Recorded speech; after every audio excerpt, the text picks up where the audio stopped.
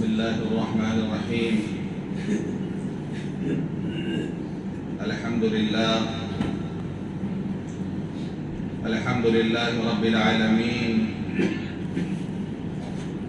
والصلاة والسلام على سيد الأنبياء والمرسلين وخاتم النبيين سيدنا محمد وآله وصحبه أجمعين، ومن تبعهم بإحسان ودعا بدعوتهم إلى يوم الدين.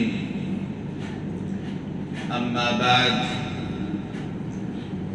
عن أبي هريرة رضي الله عنه قال قال رسول الله صلى الله عليه وسلم: الإيمان بضع وسبعون شعبة، فأفضلها قول لا إله إلا الله، وأدناها إماتة الأذى عن الطريق، والحياء شعبة من الإيمان، أو كما قال عليه الصلاة والسلام. رواه البخاري ومسلم. اللهم صل على محمد وعلى آل محمد وبارك وسلم. محترم بزرگوں، دوستوں اور دینی بھائیوں، ایمان کا 8واں تقاضا یہ ہے کہ ایمان کے شعبوں اور اس کی شاخوں کو پہچان کر ان میں کمال حاصل کرنے کی کوشش کرے. میں نے ابھی آپ حضرات کے سامنے حدیث پڑھی ہے صحیحین کی، بخاری و مسلم کی. حدیث کے راوی حضرت ابو ہریرہ رضی اللہ عنہ وہ روایت کرتے ہیں کہ اللہ کے رسول صلی اللہ علیہ وسلم نے ارشاد فرمایا: الایمان بضع وسبعون شعبہ، کہ ایمان کے 70 سے کچھ زائد، 70 سے کچھ اوپر شاخیں ہیں. افضلها قول لا الہ الا اللہ، سب سے اعلیٰ، سب سے افضل لا الہ الا اللہ کہنا. وَأَدْنَاهَا إِمَاتَةُ الْأَذَى عَنِ الطَّرِيقِ، اور سب سے ادنا راستے سے تکلیف دہ چیز کو دور کرنا. وَالْحَيَاءُ شُعْبَةٌ مِّنَ الْإِيمَانِ، اور حیا بھی ایمان کا ایک اہم شعبہ ہے، ایمان کی ایک اہم شاخ ہے. یہ حدیث ہے بخاری اور مسلم دونوں میں. تو اس حدیث سے پتہ چلتا ہے کہ ایمان کی 70 سے زیادہ شاخیں ہیں. اب شارحین نے لکھا ہے کہ 70 سے مراد زیادہ بتانا ہے، یعنی ایمان کی بہت زیادہ شاخیں ہیں. بعض نے کہا کہ بضع و سبعین کا مطلب یہ ہے کہ 70 سے اوپر یعنی 77 شاخیں ہیں. محدث ہے امام بیہقی رحمۃ اللہ علیہ، انہوں نے باقاعدہ کتاب لکھی ہے الجامع المصنف فی شعب الایمان. 2 جلدوں میں انہوں نے کتاب لکھی، اس میں 70 ابواب ہیں، اور صحیحین کی اسی حدیث کو سامنے رکھ کر انہوں نے ترتیب دیا، اور ایمان کی 70 شاخوں کو انہوں نے تذکرہ کیا. انہوں نے ایمان کی مثال قرآن میں بھی ایک درخت کی دی گئی ہے. أَلَمْ تَرَ كَيْفَ ضَرَبَ اللَّهُ مَثَلًا كَلِمَةً طَيِّبَةً كَشَجَرَةٍ طَيِّبَةٍ أَصْلُهَا ثَابِتٌ وَفَرْعُهَا فِي السَّمَاءِ تُؤْتِي أُكُلَهَا كُلَّ حِينٍ بِإِذْنِ رَبِّهَا وَيَضْرِبُ اللَّهُ الْأَمْثَالَ لِلنَّاسِ لَعَلَّهُمْ يَتَذَكَّرُونَ. اچھی بات کی مثال، پاکیزہ بات کی مثال، کلمہ طیبہ کی مثال اچھے درخت کی طریقے سے ہے، جس کی جڑ مضبوط ہو اور شاخیں اس کے آسمانوں میں ہیں، ہر وقت وہ پھل لائے اللہ کے حکم سے. تو کلمہ طیبہ کی مثال ایک ایسے درخت سے دی گئی ہے کہ جس کی جڑیں مضبوط ہو، جیسے کھجور کا درخت ہوتا ہے، جڑیں مضبوط ہوتی اور لمبا ہوتا ہے، اس کی شاخیں اوپر تک جاتی ہیں. ایسے ایمان جب مومن کے قلب میں پیوستہ مضبوطی سے جڑ پکڑ لیتا ہے تو اس کے اعمال اور اس کے اخلاق بلندیوں پہ جاتے ہیں، آسمانوں تک چلے جاتے ہیں۔ تو ہر وہ اعمال، ہر وہ اخلاق جو ایمان کے نتیجے میں بندے سے صادر ہوتا ہے، ہر وہ اعمال و اخلاق، اچھے اعمال و اخلاق جن کی تعلیم اسلام نے دی ہے، وہ شاخیں ہیں۔ ہر وہ اعمال و اخلاق جن سے منع کیا گیا ہے کہ ان سے بچا جائے، وہ ایمان کی شاخیں ہیں۔ تو اس حدیث پاک میں سب سے اعلیٰ اور سب سے ادنا کو بیان کر دیا گیا، اور ایک الگ سے اہم شاخ کے بارے میں بتا دیا گیا کہ ایمان کی شاخیں ہیں۔ باقی آپ تلاش کریں ان شاخوں کو، جیسے کہ بہت سی باتیں تقریر میں آ رہی ایمان کے تعلق سے، جن باتوں کو کرنے کا حکم دیا گیا ہے وہ ایمان کی شاخیں ہیں۔ جہاں منع کیا گیا ہے کہ ان کو نہیں کرنا ہے، یہ ایمان کے خلاف ہے، یہ ایمان نہیں ہے، وہ بھی ایمان کی شاخیں ہیں سب۔ تو سب سے پہلا کہا گیا افضلها قول لا الہ الا اللہ، یعنی لا الہ الا اللہ سب سے بلند شاخ جو ہے وہ کلمہ طیبہ ہے۔ لا الہ سے مراد یہاں پر ایمان میں داخل ہونا نہیں ہے، بلکہ لا الہ کا ورد کرنا ہے، اس کلمے کو پڑھنا ہے کثرت کے ساتھ۔ آدمی کلمہ طیبہ، کلمہ توحید کی کثرت کرے، اس کو پڑھے، یہ ایمان کی بلند شاخ ہے۔ وَأَدْنَاهَا إِبَادَةُ الْأَذَى عَنِ الطَّرِيقِ، اور ادنا شاخ کیا ہے، نیچے والی شاخ کیا ہے؟ راستے سے تکلیف دہ چیز کو دور کر دینا۔ ہم جا رہے راستے سے، کوئی بھی چیز ہمیں نظر آئے جس سے دوسروں کو تکلیف پہنچ سکتی ہے، ہمارا گزر ہو تو اس کو ہٹا دیں وہاں سے۔ کہیں پر کہا گیا ہے اماطۃ الاذى عن الطریق صدقہ، تکلیف دہ چیز کو راستے سے ہٹا دینا صدقہ ہے۔ کہیں کانٹا ہمیں مل گیا، کوئی پتھر ہمیں مل گیا، کسی نے کیلے کا چھلکا پھینک دیا، ہم نے اس کو سائڈ کر دیا تو ہمیں صدقہ کرنے کا ثواب مل گیا۔ یہ ہمارا مذہب ہمیں تعلیم دیتا ہے صفائی کی، اور ان تکلیف دہ چیزوں کو راستے سے ہٹانے کی، کہ اس کو ہٹانے پر بھی صدقہ کرنے کا ثواب ملتا ہے۔ حدیث پاک میں آتا ہے، ترمذی شریف کی روایت ہے کہ اللہ کے رسول صلی اللہ علیہ وسلم نے فرمایا، ایک شخص راستے سے جا رہا تھا، اس نے دیکھا کہ ایک کانٹے دار شاخ، ایک کانٹے دار لکڑی ٹہنی وہ راستے میں پڑی ہوئی ہے، جس سے لوگوں کو تکلیف پہنچ رہی۔ اب وہ دو شکل ہو سکتا ہے درخت سے لٹک رہی ہو، ٹوٹ کر کے لگی ہوئی درخت میں، لیکن وہ ٹوٹ کر کے لٹک رہی ہو اور آنے جانے والے تکلیف ہو رہی ہو۔ اور ایک شکل یہ ہو سکتا ہے کہ وہ ٹوٹ کر نیچے گر گئی ہو، راستے میں پڑی ہو تو آنے جانے والے تکلیف ہو رہی ہو۔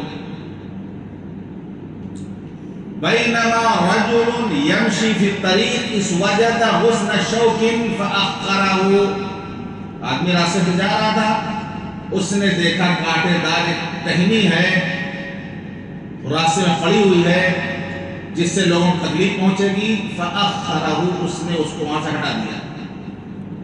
فشکر اللہ لہ، اللہ نے اس کا شکریہ ادا کیا۔ حدیث کے الفاظ ہیں کہ اللہ نے اس کو اس کا شکریہ ادا کیا۔ اب اللہ نے کا شکریہ ادا کرنے کا کیا مطلب ہے؟ یعنی اللہ نے اس کو جزاک اللہ کہا، یعنی اس کو اللہ نے بہترین بدلہ دیا۔ اللہ نے اس کو، حدیث کے الفاظ فشکر اللہ لہ، اللہ نے اس کو شکریہ ادا کیا۔ جیسے آپ کسی کی تکلیف دور کرتے ہیں، وہ آپ کو جزاک اللہ کہتا ہے، اور اگر بہت انگریزی پڑھا ہو تو تھینک یو کہے گا اس وقت کو۔ ایسے موقع پر بھی اللہ نے اس کا شکر ادا کیا، اور اللہ کا شکریہ ادا کرنے سے مراد اللہ نے اس کو اس کا بہترین بدلہ دیا۔ اور بدلہ کیا دیا؟ وَغَفَرَ لَهُ، اللہ نے اس کی مغفرت فرما دی۔ یہ اللہ نے اس کا شکریہ ادا کیا۔ کس بات پر اللہ نے شکریہ ادا کیا؟ کس بات پر مغفرت فرما دی؟ کانٹے دار ٹہنی راستے پہ پڑی ہوئی تو اس شخص سے اس کو ہٹا دیا۔ اب اندازہ لگائیں کہ ہمارے ہاں ایسے بہت سی چیزیں ہوتی ہیں ہمارے معاشرے میں بھی، ہم اس کو نظر انداز کر کے چلے جاتے ہیں۔ جیسے کہ ایک مرتبہ حضرت مولانا علی ندوی رحمۃ اللہ علیہ بوڑھے تھے، چھڑی لے کے چلتے تھے، پلیٹ فارم پہ جا کے بیٹھے، دیکھا کسی نے کیلا کھا کے چھلکا پلیٹ فارم میں پھینک دیا تھا۔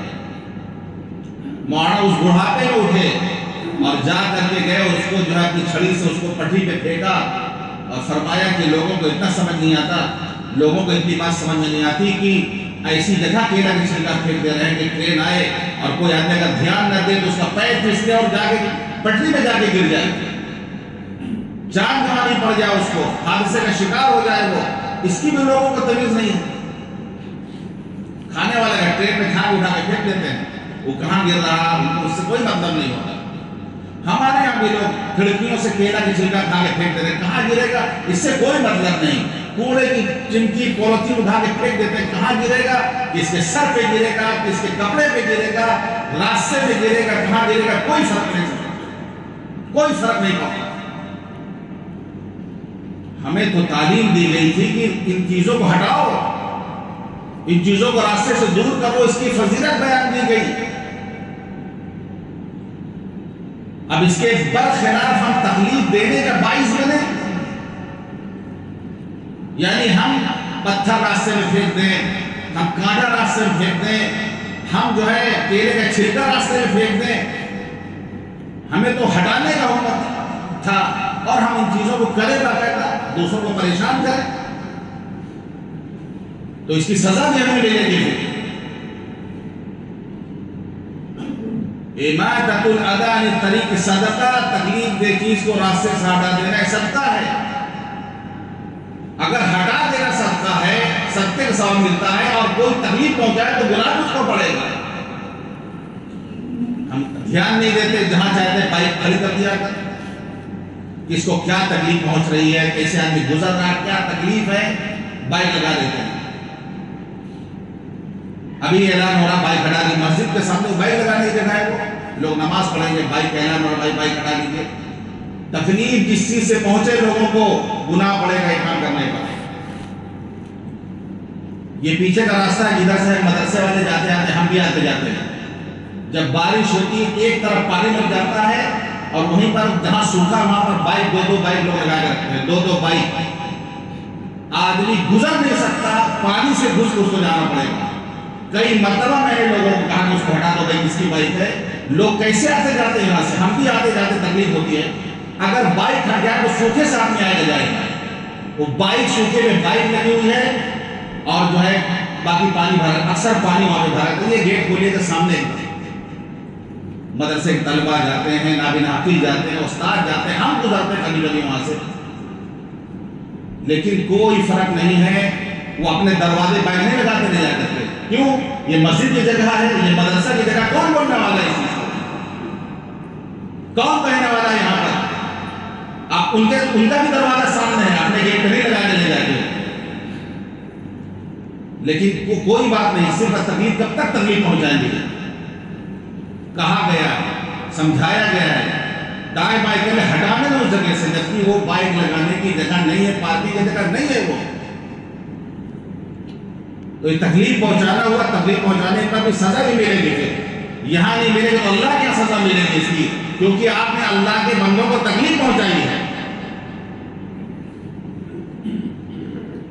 جہاں چاہتے ہیں گاڑی کھڑی کر دیتے ہیں راستے میں، لوگوں کو گزرنے والوں کو پریشانی ہو رہی ہے، عورتوں کو پریشانی ہو رہی ہے، ہمیں کوئی فرق نہیں پڑتا۔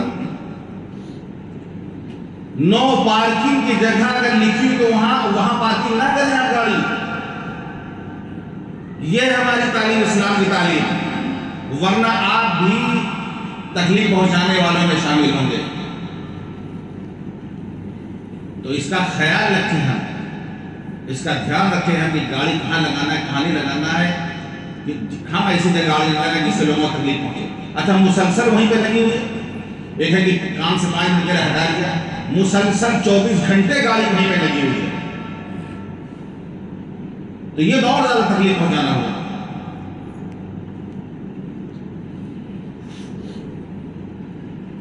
اللہ کے رسول صلی اللہ علیہ وسلم فرماتے ہیں اتقوا اللعینین، قالوا اما اللعینان یا رسول اللہ، قال ان يتخلى في طريق الناس، اللہ کے رسول نے فرمایا لعنت سے بچو، لعنت سے بچو۔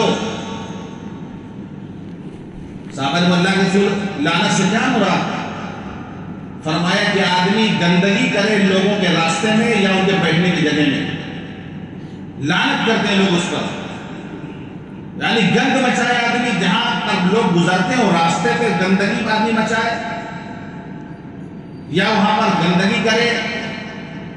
آج کے زمانے میں کوئی روڈ پر تو لیٹرین نہیں کرے گا، بیت الخلا نہیں کرے گا، لیکن حدیث تو پھینکے گا بچوں کی راستے میں، حدیث تو پھینکے گا، اس میں بھی تو گندگی ہوتی ہے۔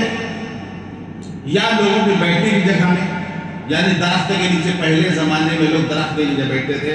اب بتائیے کوئی اگر درخت جہاں لوگ بیٹھتے ہیں گاؤں دیہات میں، وہاں کوئی گندگی کر کے چلے جائے تو لوگ لعنت کریں گے اس پر۔ یہاں سے آپ تالاب کا اندازہ لگا لیجیے اسی سے، تالاب کے سائڈ میں جو کرسیاں بنائی گئی کس لیے بنائی گئی ہیں؟ اب گاؤں تو نہیں کہ درخت کے نیچے لوگ بیٹھیں گے، یہاں بیٹھنے کے لوگوں کو اتنا بڑا محلہ ہے، اتنی بڑی آبادی ہے، تو تالاب کنارے کرسی بنا دی گئی، لوگ بیٹھے گے آرام سے، عصر بعد فجر بعد یا جب موقع ملے گا۔ اب آدمی غلاظت اس میں ڈالے سامنے میں، گندگی مچائے تو لعنت ملے گی نہیں، اس کو ملے گی۔ آپ نے فَاتَّقُوا اللَّاعِنَيْنِ، تو لعنت و ملامت سے بچو۔ صحابہ نے وہ کیا لعنت ہے ملامت کیا چیز اللہ کے رسول؟ آپ نے فرمایا آدمی گندگی مچائے لوگوں کے راستے پہ یا ان کے سایہ دار درخت کے نیچے، جہاں لوگوں کو بیٹھنے کی جگہ ہو۔ ہم یہ سب رات دن اسی میں مبتلا ہے، گندگی مچا رہے پورے محلے میں، سمجھا کے لوگ تھک گئے، لیکن یہ بات ہم کو سمجھ میں نہیں آتی ہے۔ صفائی کا خاص حکم ہمیں دے رہا ہے، خاص حکم۔ خود بھی صاف رہنا ہے، گھر کو بھی صاف رکھنا ہے، محلوں کو بھی صاف رکھنا ہے، اور صفائی سے اتنی ہی دور ہے۔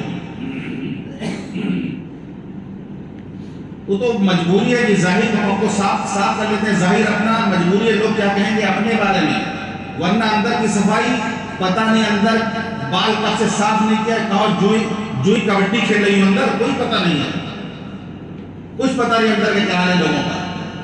ظاہر اس لیے سوال ہے، لوگ دیکھ رہے ہیں، اندر کا معاملہ کوئی دیکھ نہیں رہا۔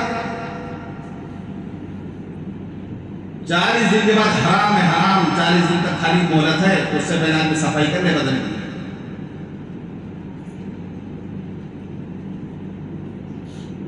تو سب سے ادنا بتایا کہ اماطۃ الاذی عن الطریق، راستے سے تکلیف دہ چیز کو دور کر دینا۔ والحیاء شعبۃ من الایمان، اور حیا ایمان کا ایک اہم شعبہ ہے، اس لیے کہ جب انسان کو حیا ہوگی، شرم ہوگی، تو لحاظ رکھے گا، لحاظ کرے گا۔ شرم ختم ہو گئی، بد لحاظ ہو جائے گا۔ اس لیے حیا جو ہے بہت ضروری ہے کہ انسان کے اندر شرم حیا ہو۔ اب یہ کسی کے اندر بہت زیادہ ہوتا ہے، یہ مزاج شرم حیا کا بہت زیادہ ہوتا ہے، کسی میں کم ہوتا ہے، کوئی نہایت بے حیا ہوتا ہے۔ لیکن بعض اوقات جس کے اندر بہت زیادہ حیا ہوتی ہے، بہت زیادہ، تو بہت کچھ اس کو برداشت کرنا پڑتا ہے، بہت کچھ سہنا پڑتا ہے، لحاظ میں کچھ کہہ نہیں پاتا ہے۔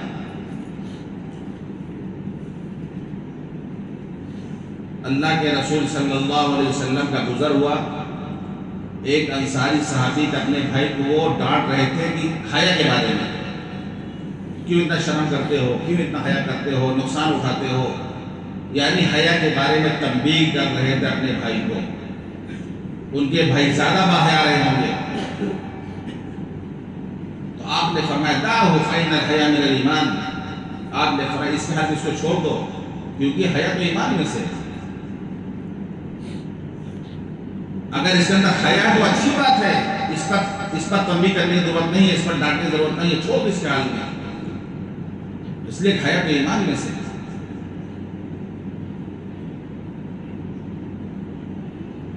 الحیاء والایمان قرانا، حیا اور ایمان دونوں ہم جولی ہیں، دونوں ساتھ رہتے ہیں۔ ایمان نہیں تو حیا نہیں، حیا نہیں تو ایمان نہیں، دونوں ساتھ ساتھ چلتے ہیں، ساتھ ساتھ رہتے ہیں، دونوں ہم جولی ہیں، حیا اور ایمان۔ جس کا ایمان جتنا مضبوط ہوگا اتنا باحیا ہوگا وہ. بے حیائی ایمان کی کمزوری کی علامت ہے. آپ نے فرمایا اِنَّ لِكُلِّ دِينٍ خُلُقًا وَخُلُقُ الْإِسْلَامِ الْحَيَاءُ. ہر دین کی کوئی خاصیت ہے، کوئی خاص چیز ہوتی ہے. ہر مذہب کی کوئی خاص چیز ہوتی ہے. ایمان کی خاص چیز اسلام، مذہب کی خاص چیز حیا ہے. جیسے مثال کے طور پر حضرت عیسیٰ علیہ السلام کی تعلیمات پر آپ جائیں گے تو عفو درگزر، معاف کرنے پر زیادہ زور دیا گیا ہے. اس مذہب میں عفو درگزر حضرت عیسیٰ علیہ السلام کی تعلیمات میں سب سے اہم ہے معاف کر دینا. کہ اگر تمہیں کوئی تھپڑ مارے تو دوسرا بھی پیش کر دو کہ ایک اور مار دو. معاف کر دینے کا زیادہ تعلیم ہے. اسلام کی خاص تعلیم حیا ہے. خود اللہ تعالیٰ باحیا ہیں، اللہ تعالیٰ خود شرم والے ہیں. ان اللہ حی ستیر یحب الحیاء والستر فاذا اغتسل احدکم فلیستتر. اللہ کے رسول صلی اللہ علیہ وسلم نے فرمایا اللہ تعالیٰ باحیا ہے، پردہ رکھنے والے ہیں، ستار ہیں، پردہ پوشی کرنے والے ہیں. حیا کو پسند کرتے ہیں، پردہ پوشی کو پسند کرتے ہیں. اس لیے تم میں سے جب کوئی غسل کرے تو پردہ کے ساتھ غسل کرے. یعنی غسل بھی کرے تو برہنہ ہو کر نہ کرے پورا. جائز ہے. آپ کا دروازہ لاک ہے، دروازہ بند ہے تو فتویٰ لے کر تو معلوم ہوگا کہ ہاں آپ نہا سکتے ہیں. بالکل نہا سکتے ہیں آپ برہنہ ہو کر کے، لیکن دروازہ قید ہو، آپ اندر میں قید ہو، کوئی دیکھنے والا نہ ہو. لیکن حیا یہ بھی ہے کہ اللہ سے بھی پردہ کیا جائے. یہ بھی حیا ہے کہ اللہ سے پردہ کیا جائے. تو اسی لیے آپ نے فرمایا تم میں سے جب کوئی نہائے غسل کرے تو اس کو چاہیے کہ پردہ کرنا ہے. کچھ کپڑا ڈال کر کے نہائے، بہانہ ہو کر کے نہ نہائے. حالانکہ اگر وہ نہائے گا تو گنہگار نہیں ہوگا. لیکن یہ تعلیم دی جا رہی ہے اسلام میں کہ پردے کے ساتھ نہانا چاہیے. پردہ کہاں سے؟ مرد کا پردہ ناک سے لے کر یہ گھٹنے تک یہ پردہ ہے. ناک سے گھٹنا. ہاف پینٹ پہن کر جو لوگ باہر نہاتے ہیں، کل جو لگا ہے راستے کنارے کنارے، ہاف پینٹ پہن کر جو نہاتے ہیں، بے حیائی کی بات ہے. روکنا چاہیے محلے والوں کو. اگر غیرت ہے مردوں کے اندر، ان کی بیٹیاں گزرتی ہیں، ان کے جوان گزرتے ہیں، عورتیں گزرتی ہیں، بچے گزرتے ہیں، اگر غیرت ہے تو منع کرنا چاہیے کہ تم ہاف پینٹ پہن کر یہاں نہیں نہاؤ گے. نہانا تو لنگی پہنو یا گھٹنا تک ڈھکو. ہاں ہم دیکھتے ہیں باقاعدہ ہاف پینٹ پہن کر سڑک کنارے نہاتے ہیں، وہیں پر جوان بچیاں گزرتی ہیں، عورتیں گزرتی ہیں وہیں پر. لیکن ہم لوگ کوئی فرق نہیں پڑتا. محلے میں جو منع کر سکتے ہیں، جو عہدہ والے ہیں، جو مطلب طاقت رکھتے ہیں، وہی مسئلے کچھ نہیں بولتے. کیوں؟ غیرت کا جنازہ تو بہت پہلے نکل چکا ہے. غیرت کیوں بھاگیں گے؟ ہماری بیٹی کو کوئی بولے گا تب ہم غیرت مند بنیں گے. ہماری بیوی کو کوئی کچھ بولے گا تو ہم غیرت مند بنے گا. محلے کی بہو بیٹیاں ان کو کون کیا کہتا ہے، ہم سے کیا مطلب ہے؟ آپ دھیان دے لیں، میں غلط کہہ رہا ہوں. سڑک کنارے ہاتھ پینٹ پر نہاتے ہوئے، نہاتے چھیٹ پڑتی باقاعدہ آنے جانا، پہلے نہانے کی جگہ نہیں ہو. یہ پانی بھر کر کے کہیں تو سوتے ہوں گے، کہیں گھر تو ہوگا ان کا، وہاں جا کے نہائے وہ پردے کے ساتھ. لیکن نہیں، وہی روڈ پر پارٹی لے کے نہانا شروع کر دیتے ہیں. چلیے غریب ہے، مجبوری ہے، تو کم سے کم گھٹنا ناک سے گھٹنے تک ان کا بند ہونا چاہیے. یہ پردہ ہے. غسل خانے میں اجازت ہے کہ آپ اس کو بھی کھول سکتے ہیں، لیکن وہاں پر بھی تعلیم دی گئی ہے، تہذیب یہ ہے، حیا یہ ہے کہ اللہ سے بھی شرم کیا جائے.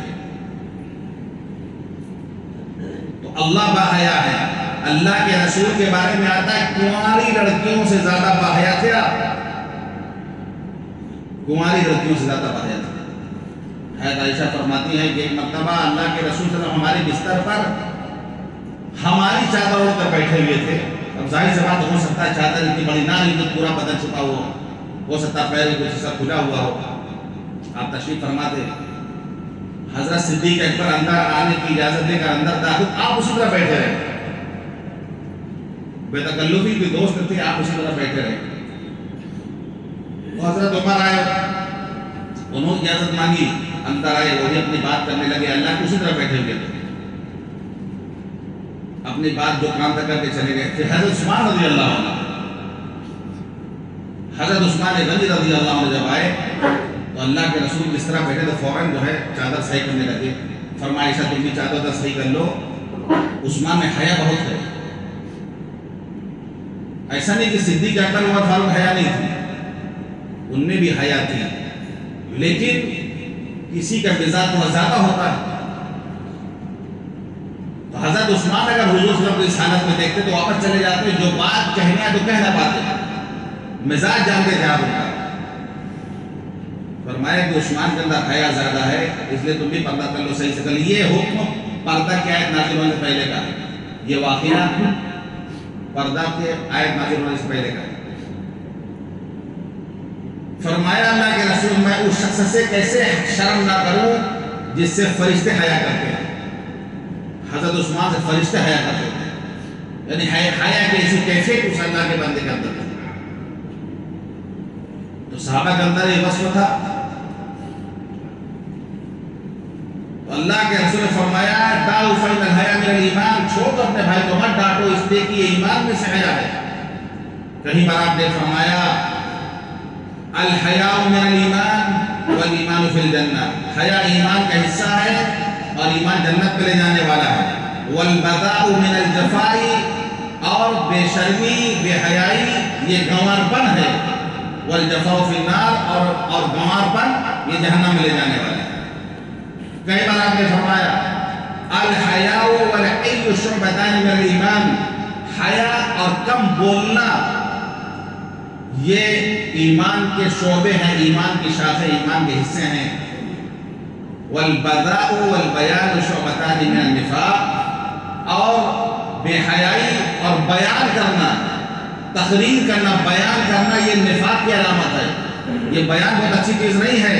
والبیان من النفاق، ایسا بیان جس میں چاپلوسی کی جائے لوگوں کی، جس میں مالداروں کو دکھ تعریف کی جا رہی ہو، ان سے پیسہ بٹورنے کے لیے ایسا بیان کیا جائے کہ محلے میں ٹھیکیدار ہیں، یہ نیتا لوگ ہیں، یہ فلاں ہیں، ہم ایسا بیان کریں خوش ہو کر کے ہمیں ہدیہ زیادہ دے دو، مالداروں کی رعایت کی جا رہی ہے اس بیان میں، ایسا بیان نفاق میں سے نفاق، یعنی دوگلا ہے وہ شخص، دوگلا ہے وہ شخص جو کہ صحیح بات لوگوں کے سامنے بیان نہ کرے، چاپلوسی کرتا ہو لوگوں کی جھوٹی تعریفیں کرتا ہو خوش کرنے کے لیے، ایسے بیان کے فرمائے گئے من النفاق، یہ نفاق میں سے ایسا۔ تو بیان آدمی کرنے والا دیکھ لیں کہ ہم کیسا بیان کر رہے ہیں، چاپلوسی والا بیان ہو رہا کہ قرآن حدیث بیان کر دی جا رہی ہے، اچھا لگے تو لگے، برا تو لگے تو برا، جو بات اللہ رسول نے فرمایا وہ بیان کر دیا جائے، اب اچھا لگے آپ کو یا برا لگے آپ کو، ورنہ بیان کے بارے میں کہا گیا یہ نفاق کا شعبہ ہے۔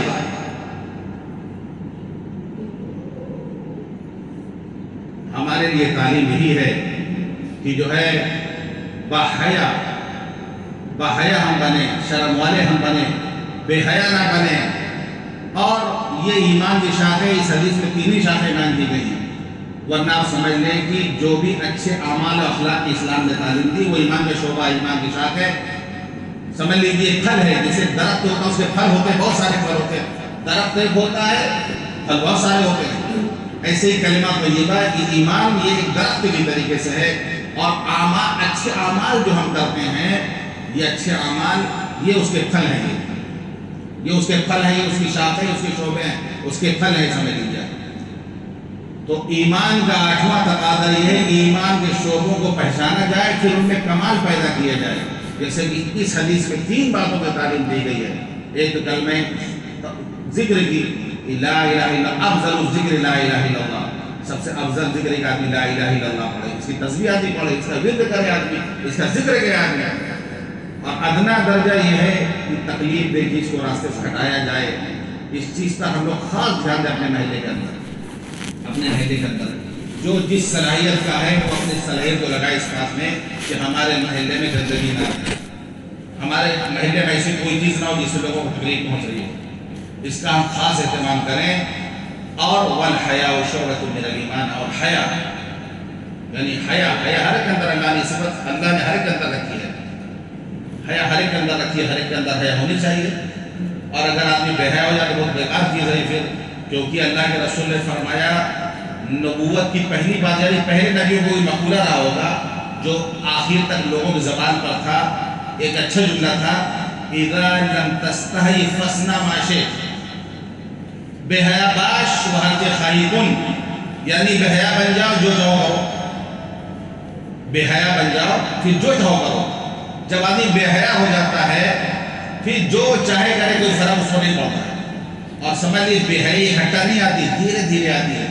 دھیرے دھیرے پہلے نقاب پہنا جاتا ہے، پھر نقاب سے چہرہ الٹا جاتا ہے، پھر خاص خاص موقعوں پہ نکلا جاتا ہے، پھر دھیرے دھیرے دھیرے دھیرے وہ نقاب اتر جاتا ہے. ایسے ہی کوئی بے حیا نہیں ہو جاتا فوراً ایک بار. بے حیائی بھی تھوڑا تھوڑا دھیرے دھیرے کر کے آتی ہے. تو پھر آدمی جب بے حیا ہو گیا تو کوئی فرق نہیں پڑتا، جو چاہے وہ کرے. تو ہمیں ایسا نہیں بننا ہے. اللہ تعالیٰ ہم سب کو کہنے اور سننے عمل کرنے کی توفیق عطا فرمائے. وآخر